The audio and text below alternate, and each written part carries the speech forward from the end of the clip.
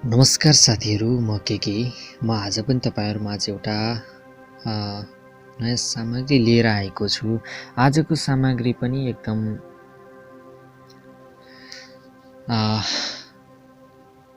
दुःखद छ। सुखद त पक्कै पनि होइन यो सामग्री। अब देश रोएको बेला, देशलाई समस्या परेको बेला खुसीको समाचार हो भन्न मिल्दैन।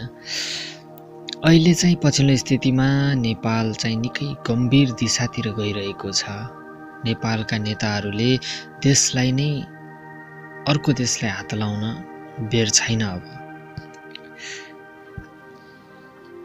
अब हाम्रो देश ठुलो सङ्कटमा छ। त्यो सङ्कटबाट बचाउन देशप्रेमी हामी जस्ता युवाहरूले अहिलेका चलेका प्रविधि अपनाई अगाडि बढ्न तयारी हुनुपर्दछ। हाम्रा देशका ठुला ठुला राष्ट्रघाती सन्धि गर्नेहरू फेरि नयाँ सम्झौता र सन्धि गर्न तम्सिरहेका छन्। फेरि नेपाललाई बेचेर खान खोजिरहेका छन्। तिनीहरूलाई अब जरैबाट उखेलेर फाल्ने समय आइसक्यो। अब नेपालमा शान्ति हुनका लागि तिनीहरू मार्नु नै पर्छ अथवा तिनीहरू मर्नु नै पर्छ। तब मात्र नेपालमा शान्ति आउँछ। किनकि तिनीहरू यस्तो बिउ हुन् जुन जहाँ रोप्यो त्यही नोक्सान पुर्याउँछन्। अहिलेका कांग्रेस र कम्युनिस्ट दुवै विदेशी दलाल र विदेशीका ढाल, विदेशीका सन्तान भइसके। यिनीहरू अब कहिले नेपालीका र नेपालको सन्तान हुन सक्ने छैनन्। जतिसुकै प्रेरणादायी कुराहरू यिनीहरूलाई सुनाए पनि भैँसीको कानमा मुरली बजाएको जस्तो हो। एक कानले सुन्छन् र आफ्नो सानोदेखिको बानी भने चाहिँ छोड्दैनन् बानी। यिनीहरूले नेपाल आमालाई नेपाल आमामा खेल्न आएका हुन्। नेपाल आमालाई सजाउन आएका होइनन्। यिनीहरू अनेक थरीका झुटका सयौं बारीमा खेती गर्छन् र त्यही बारीमा रमिता गरेर खान्छन्।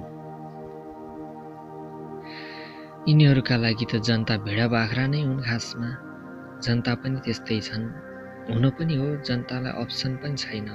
जहिले 2-3 पार्टी लड्छन् जसको काम केही छैन। अब त्यस्तो पार्टीहरूमध्ये एउटालाई छान्नु नै पर्छ।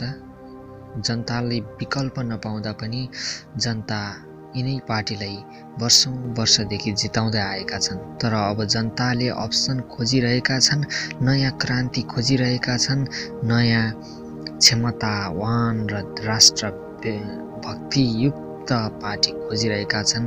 राष्ट्रिय भक्ति र राष्ट्रियता झल्काउने व्यक्ति खोजिरहेका छन्। भारतको बढ्दो प्रभावलाई मध्यनजर गरी अब हामीले सीमामा कडाई गर्नुपर्छ र नेपाली सेनालाई मजबुत बनाउँदै जानुपर्छ। करोडौं भ्रष्टाचार गरेर खाने यी पातकी नेताहरूलाई चिन्नुपर्छ र तिनीहरूलाई भ्रष्टाचारी गरेका र भ्रष्टाचारित रकम कब्जा गरी सेनामा लगानी गर्नुपर्छ। मजबुत हात हतियार बनाउनुपर्छ। हामी चीन र भारत र अमेरिकासँग लड्न तयार हुनुपर्छ। तयारी अवस्थामा बस्नुपर्ने छ। किनकि यी देशहरूको खेल्ने मैदान भनेको अब नेपाल बनेको छ। जति बेला पनि यिनीहरूले आफ्नो स्वार्थ अनुसार नेपाललाई युज गरिरहनेछन् र गरिरहेका पनि छन्। देशभक्ति नभएका नपुंसकहरूलाई अब देशबाटै उखेल्ने बेला आयो। जागौं युवा, देश बचाउन लागौं युवा भन्ने बेला आयो।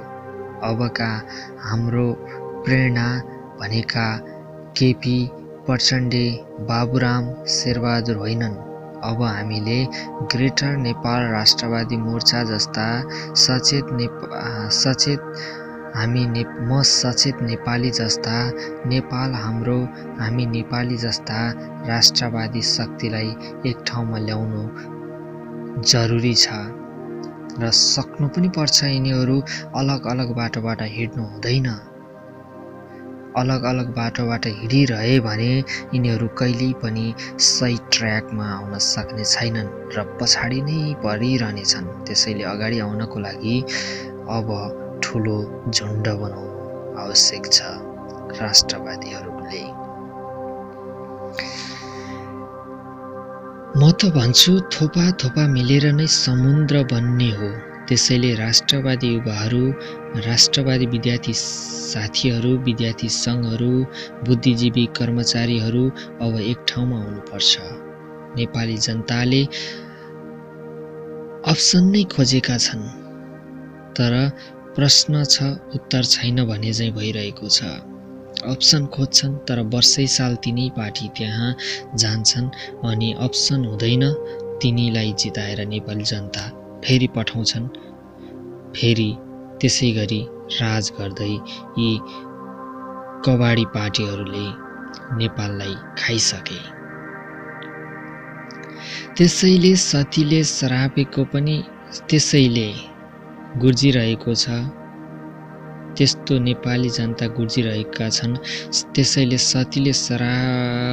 सतीको श्रापले पनि मुक्ति पाइसक्यो। अब नेपाललाई म भन्न चाहन्छु, राष्ट्रवादी भिजन युक्त स्रोतहरू अब एकै ठाउँमा आउँ र ठुलो जमात तथा तयार पारौँ, शक्ति तयार पारौँ र यिनी आज राजा जस्ता सम्झेर बसिरहेका साम्राज्यवादी र भौतिकवादी व्यक्तिहरूलाई जरैबाट निमेट्यान्न पारौँ।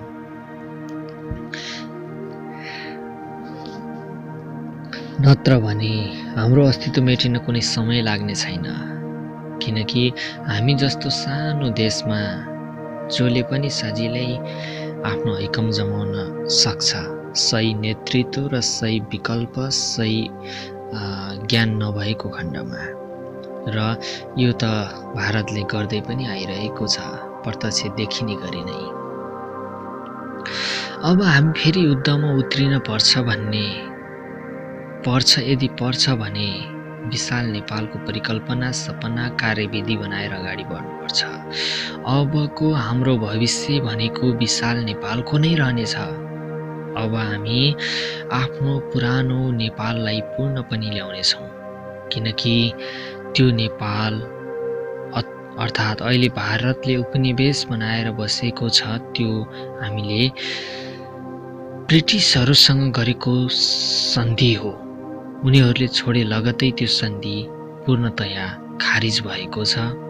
त्यो स्वतः नेपालमा आउनुपर्ने थियो, तर भारत जस्तो विखण्डी राक्षसी स्वभावको देशले त्यसलाई अतिक्रमण गरेर बसेको छ।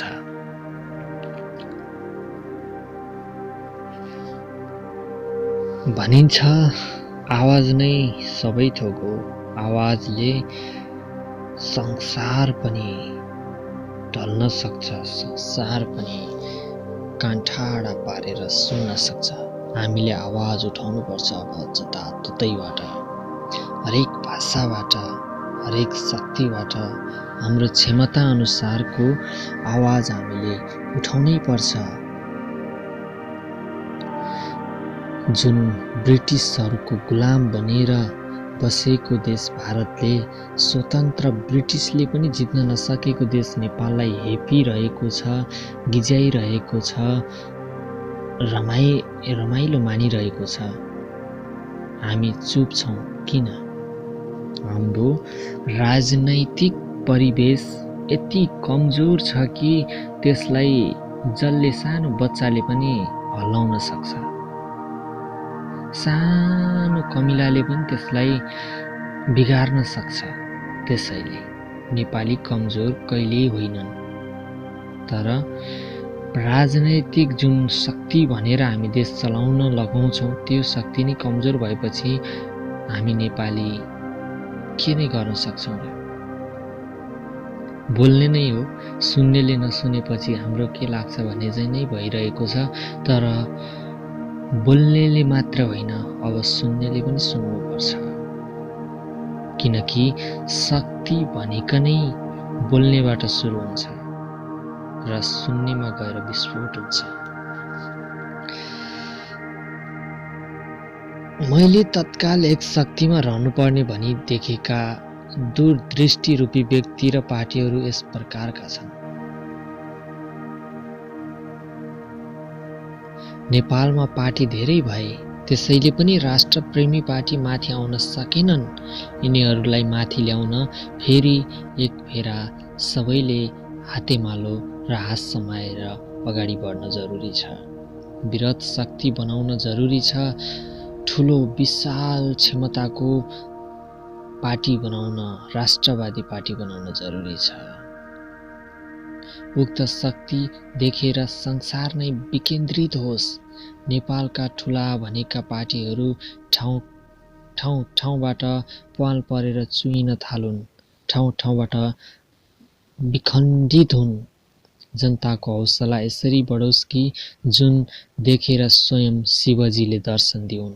पशुपतिले बचाएको भनिएको देश अब पशुपतिको रक्षक हामी बन्नुपर्छ र हामीले आफ्नो देशलाई बचाउनुपर्छ।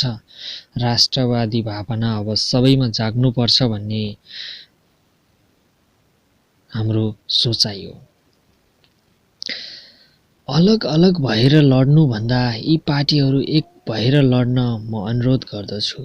जति पनि राष्ट्रवादी पार्टीहरू देशको लागि ज्यान जीव धन खर्चन र दिन तयार हुनुहुन्छ, उहाँहरू अलग अलग ठाउँमा रहेर नलड्नुहोस्, एकै ठाउँमा आएर लड्नुहोस्।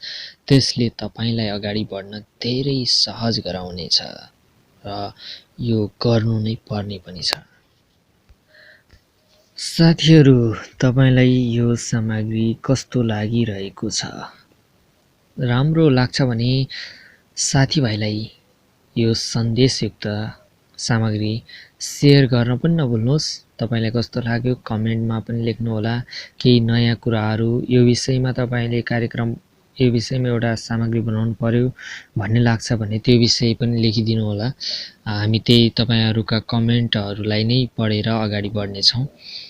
त्यसैगरी यस च्यानललाई सब्स्क्राइब गर्नुभएको छैन भने अथवा नयाँ सामग्री तपाईले अब आउने सामग्रीहरू प्राप्त गर्न चाहनुहुन्छ भने तपाईले त्यो रातो बटनमा क्लिक गरेर घण्टीमा अल गरिदिनु होला भन्न चाहन्छु।